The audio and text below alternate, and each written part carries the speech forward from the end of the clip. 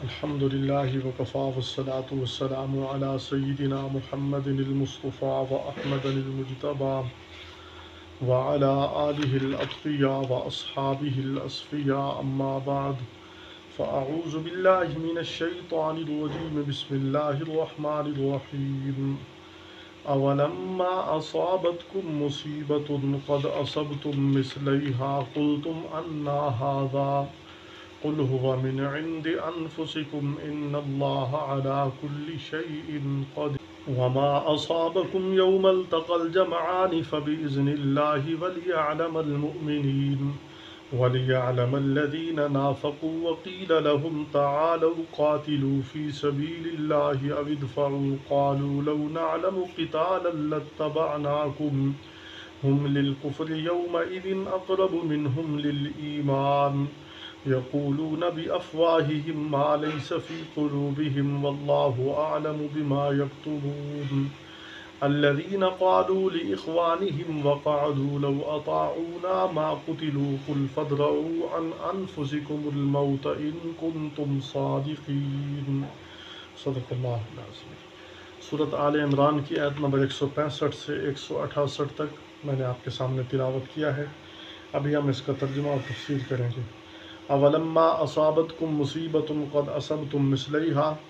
دراصل یہ تسلی دی جا رہی ہے اہل ایمان کو کہ مسلمانوں نے غزوہ بدر کے اندر کفار پر جو جلغار کی تو اس میں کفار کے 70 مارے گئے، 70 قید ہوئے۔ اب اللہ تعالیٰ فرما رہے ہیں کیا جب تم کو پہنچی ہے ایک تکلیف، مسلمانوں کے غزوہ احد میں 70 مارے گئے، شہید ہوئے، جن کا مقام آگے بیان کیا جا رہا ہے، تو مسلمان اس پر غمگین ہو گئے۔ تو رب العالمین نے فرمایا اب تمہیں ایک مصیبت پہنچی ہے، تم اس سے پہلے 2 مصیبتیں پہنچا چکے ہو۔ یعنی ایک آدمی کو تسلی دینے کے لیے یوں کہا جاتا ہے کہ بھائی تو نے بھی تو اس کو تو تکلیف دی ہے، تو تم اس کو ڈبل تکلیف دے چکے ہو، کیونکہ تم ان کے 70 بدر میں مار بھی چکے ہو اور 70 قید بھی کر چکے ہو۔ انہوں نے تمہارے صرف 70 مارے ہیں، تو اس سے آپ کو تسلی ہونی چاہیے۔ جیسے ایک آدمی نے کسی کو 4 تھپڑ مارے ہوں، اب جو اس کو 4 تھپڑ لگے ہیں وہ آدمی، اس کو دوسرے نے 2 مار دیے، تو جس کو 4 لگے وہ پریشان ہو گیا۔ اب دوسرے ایک آدمی نے تسلی دیتے ہوئے کہا بھائی پہلے بھی تو نے 4 مارے تھے، اب اس نے 2 مار لیے تو کیا ہوا؟ تو قرآن حکیم کا بھی یہی انداز ہے کہ تم نے پہلے ان کے 70 مارے، 70 قید کیے، اب تمہارے 70 شہید ہوئے، تم کیوں پریشان ہو رہے ہو؟ فرمایا قل تم انا ہادا، پھر تم کہنے لگے یہ کہاں سے مصیبت آ گئی کہ ہمارے 70 مار گئے۔ قل هو من عند انفسکم، آپ فرما دیجئے کہ یہ تمہاری طرف سے ہی ہے۔ میں ترجمہ اور تفسیر ساتھ کر رہا ہوں، یہ تمہاری طرف سے ہی ہے، کیونکہ تم نے رسول اللہ صلی اللہ علیہ وسلم کی جو انہوں نے ایک جنگی تجویز کے اعتبار سے تم ایک جگہ پر کھڑا کیا تھا، تم نے وہاں نہیں ٹھہرے، تم وہاں ٹھہرے نہیں، تو اس لیے تمہیں تکلیف پہنچ گئی۔ ان اللہ علی کل شیء قدیر، کیونکہ اللہ ہر چیز پر قادر ہے، اللہ جو چاہے کر سکتا ہے، چاہے تو تمہیں فتح دے دے، چاہے تو ان کو فتح دے دے، چاہے تمہیں شکست دے دے، چاہے ان کو شکست دے دے، کیونکہ وہ قادر مطلق ہے۔ وما اصابکم یوم التقى الجمعان، آگے تسلی دیتے ہوئے ارشاد فرمایا کہ جو تمہیں مصیبت پہنچی جس دن 2 جماعتیں آپس میں ملی، کفار اور مسلمان آپس میں لڑے، کفار مکہ بڑی تعداد کے ساتھ اور مسلمان تھوڑی تعداد کے ساتھ آپس میں ملاقات کی جنگ کے اعتبار سے، فبإذن اللہ، فرمایا یہ اللہ کے حکم سے ہی ہوا۔ اللہ تعالیٰ یہ چاہتے تھے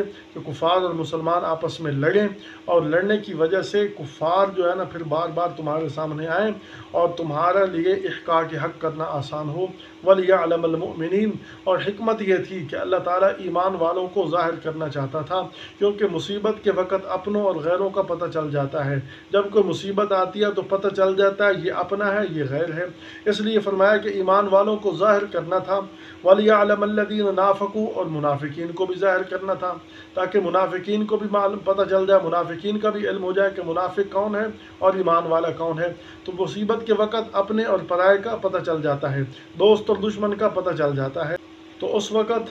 جب مسلمانوں کو آواز دی گئی وہ واپس آ گئے، منافقین وہ تذبذب کا شکار ہو گئے، پریشان ہو گئے، واپس نہیں آئے، جو کچھ وہاں موجود تھے وہ اور پریشان ہو گئے۔ تو ایمان والے ظاہر ہو گئے، منافق بھی ظاہر ہو گئے۔ وَقِيلَ لَهُمْ تَعَالُوا قَاتِلُوا فِي سَبِيلِ اللَّهِ أَوِ ادْفَعُوا، فرمایا کہ ان منافقین کو کہا گیا کہ آؤ ہمارے ساتھ اللہ کے راستے میں لڑو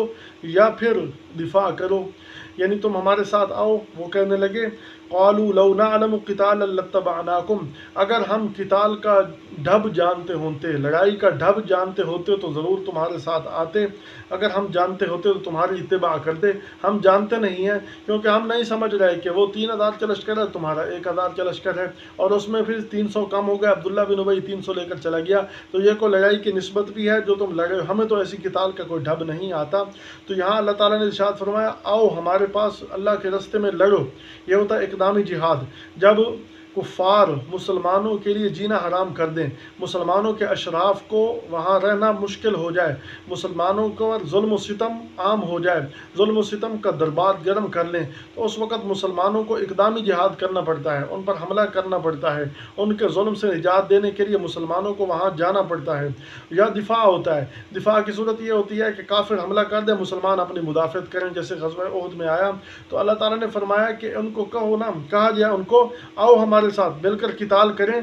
یعنی اقدامی جہاد کریں، یا کم از کم تم جہاد نہیں کر سکتے، قتال نہیں کر سکتے، ہمارے ساتھ مل کر بیٹھ رہے ہو تو پھر سارے ہمارے ساتھ آ جاؤ، دفاع کریں تاکہ ہماری افرادی قوت بڑھے۔ تو ہمارے ساتھ ہونا بھی ان پر ایک دباؤ کی علامت ہے۔ تو کیا کہنے لگے اگر ہم قتال کا ڈھب جانتے ہوتے ضرور تمہارے ساتھ آتے۔ تو فرمایا ہم للکفر یومئذ اقرب منہم للایمان، اس دن وہ کفر کے ایمان کی بنسبت زیادہ قریب ہو گئے۔ پہلے ایمان کے زیادہ قریب تھے کہ منہ سے ایسی باتیں کرتے تھے کہ محسوس ہوتا مسلمان ہیں، لیکن اس دن زبان سے کفریہ باتیں کرنے لگے، اس دن کفر کے زیادہ قریب نظر آنے لگے۔ یقولون بافواہہم ما لیس فی قلوبہم، ان کے منہ سے وہ نکلنے لگا جو ان کے دلوں میں نہیں تھا، ان کے دلوں کے اندر وہ باتیں نہیں تھی جو وہ زبان سے کہہ رہے تھے، تو ان کے دلوں کے اندر مقصد یہ ہے کہ مسلمانوں کے خلاف بغض تھا، لیکن وہ ان کے دل کے اندر یہ بات تھی کہ ہم کبھی مسلمان کا ساتھ نہیں دیں گے۔ اب زبان پہ جو ہے نا یہ کہنے لگے کہ ہمیں تو ڈھنگ نہیں آتا، ہمیں تو ڈھنگ نہیں آتا، یعنی منہ سے وہ بات کر رہے تھے جو دل کے اندر نہیں تھی۔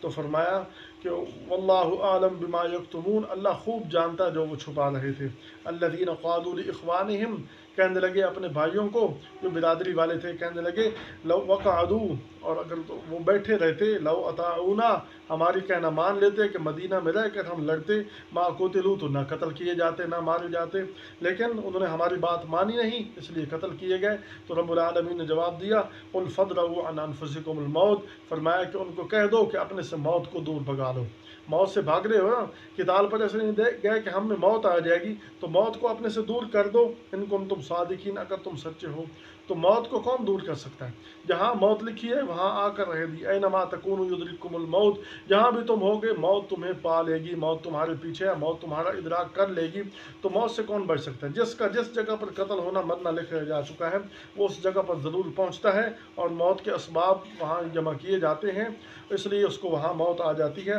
فرمایا قل فادرؤوا عن انفسکم الموت، آپ کہہ دیجئے بھگاؤ اپنے سے موت کو، ان کنتم صادقین، کون بھگا سکتا ہے؟ اللہ ہمیں راہ ہدایت نصیب فرمائے۔